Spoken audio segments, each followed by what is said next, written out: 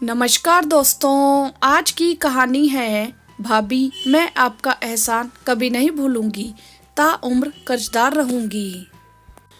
माधुरी पति के सो जाने के बाद पानी लेने के लिए रसोई में जा रही थी। तभी उसने किसी के रोने की आवाज सुनी। ये आवाज तो नेहा के कमरे से आ रही है। माधुरी मन ही मन बड़बड़ाई। अपने कमरे में पानी का जग रखने के बाद माधुरी ने नेहा के कमरे के दरवाजे को नॉक किया। नेहा ने गेट खोला। भाभी आप इतनी रात को मेरे कमरे में, सब ठीक तो है ना? माधुरी को अपने सामने अचानक से देखकर नेहा हड़बड़ाते हुए बोली। नेहा सब ठीक है, लेकिन तुम ठीक नहीं लग रही हो। क्या हुआ? तुम्हारे कमरे से रोने की आवाज क्यों आ रही थी? तबीयत तो ठीक है ना तुम्हारी? क्या मम्मी जी ने कुछ कहा या कोई और बात है? माधुरी बिना रुके एक सांस में ढेर सारे सवाल पूछ बैठी। मैं ठीक हूँ भाभी, मैं भला क्यों रोऊंगी? आपको जरूर कोई वहम हुआ होगा, नेहा बोली। नेहा की सूजी हुई आंखें बता रही थी कि वो झूठ बोल रही है। कोई परेशानी हो तो साझा कर लेना चाहिए, मन का बोझ हल्का हो जाता है। नेहा के कंधे पर प्यार से हाथ रखते हुए माधुरी ने कहा। भाभी का स्नेहिल स्पर्श पाकर नेहा भावुक हो उठी और अपने रोने का कारण बताया। पिछले कुछ दिनों से दो लड़के मेरा पीछा करते हैं।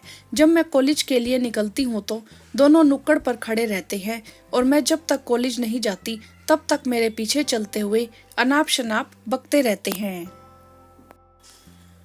कॉलेज से आने के समय तो बहुत सारी लड़कियां नुक्कड़ तक आती हैं, तो मैं उनके साथ रहती हूँ। उन लड़कों के डर से पेपर स्प्रे मैं रोज अपने हाथ में लेकर जाती हूँ। माधुरी ने नेहा को बीच में टोका।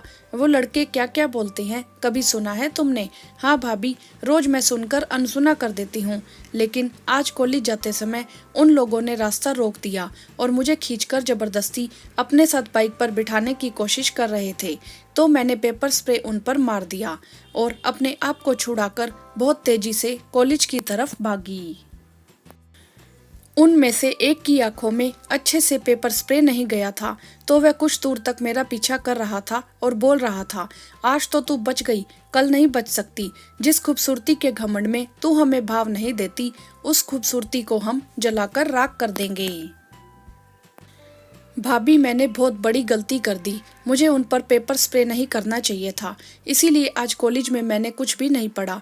वही दृश्य मेरी आंखों के सामने बार बार आ रहा था। कॉलेज से लौटते समय मैं लड़कियों के साथ थी, फिर भी डर से मेरी टांगें कांप रही थी। मैं कॉलेज जाऊंगी तो पता नहीं वह लड़के क्या करेंगे, अगर नहीं जाऊंगी तो मेरा भविष्य खराब हो जाएगा। यही सोच सोचकर मेरे दिमाग की नसें फटी जा रही हैं। सारी कहानी बताते बताते नेहा फिर से फूट फूट कर रोने लगी। तुमने पेपर स्प्रे मारकर कोई गलती नहीं की, लेकिन अकेले इतने दिनों से यह सब झेलती रही और हमें बताया नहीं, यह गलती की है तुमने, माधुरी ने उससे कहा। बहुत मुश्किल से अम्मा ने आगे पढ़ने की इजाजत दी थी, वह भी आपकी वजह से, वरना वह तो पापा और भाई की भी नहीं सुनती। कहीं वह मेरा कॉलेज जाना भी बंद ना कर दे, इस डर से मैंने किसी को इस बारे में नहीं बताया, नेहा बोली।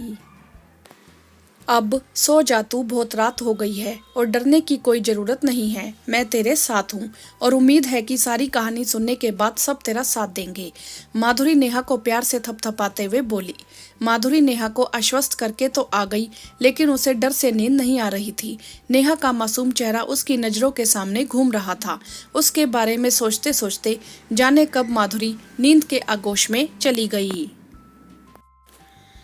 अगले दिन सुबह माधुरी जल्दी जल्दी काम निपटा रही थी। ससुर जी, सासू माँ और उसके पति बैठकर चाय पी रहे थे। तब माधुरी ने सारी कहानी सुना दी। माधुरी के पति यह सब सुनकर अवाक रह गए, लेकिन सासू माँ चिल्लाने लगी, इस दिन से बचने के लिए मैं नेहा के आगे पढ़ने के खिलाफ थी, लेकिन बहू तेरे कहने से मैंने हामी भरी, आज से उसका कॉलेज जाना बंद। चुप करो भाग्यवान, अभी तो हमें अपनी बच्ची के बारे में सोचना चाहिए, कैसे अकेले मुसीबत से लड़ रही थी, अगर कल को उसे कुछ हो जाता तो। इधर तुम अपना अलग राग अलाप रही हो। ससुर जी पहली बार सास के खिलाफ बोले।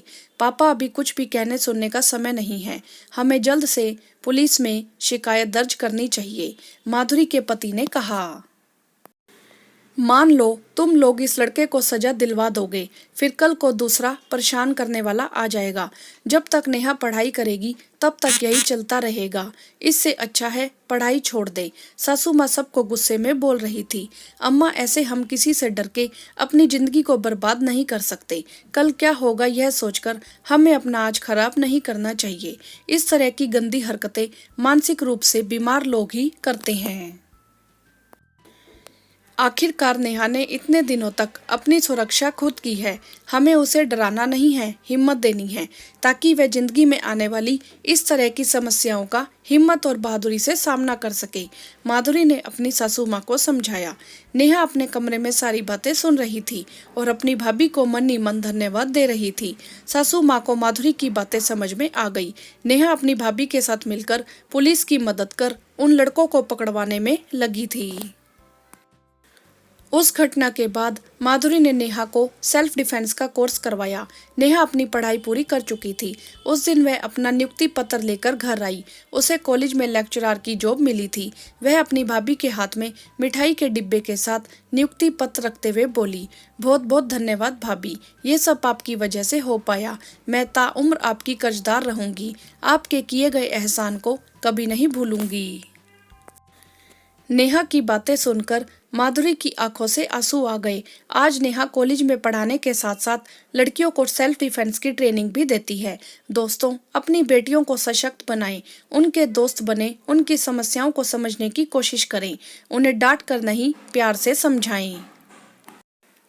आपकी इस विषय में क्या राय है, आप हमें कमेंट करके जरूर बताएं। वीडियो को लाइक करें, शेयर करें और चैनल को सब्सक्राइब भी करें।